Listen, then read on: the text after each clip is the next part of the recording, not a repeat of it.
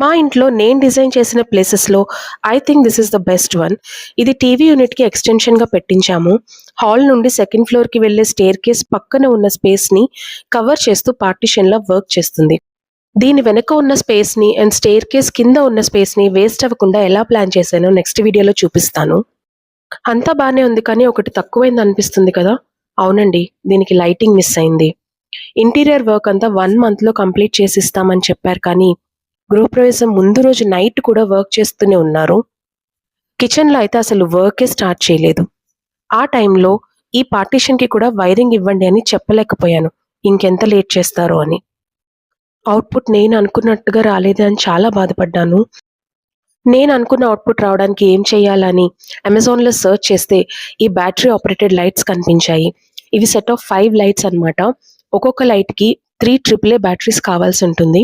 Batteries పెట్టడానికి open చేసే మూతకి double sided tape ఉంటుంది. ఈ టేప్‌ని రూఫ్‌కి స్టిక్ చేసుకోవడమే. బ్యాటరీస్ మార్చుకోవడానికి లైట్‌ని ట్విస్ట్ చేస్తే ఓపెన్ అవుతుంది. ఆన్ అండ్ ఆఫ్ చేయటానికి లైట్‌ని పుష్ చేయటమే. నచ్చింది కదా! అయితే ఈ వీడియోని లైక్ చేసి ఛానెల్‌ని సబ్స్క్రైబ్ చేసుకోండి. See you in the next video. Bye bye.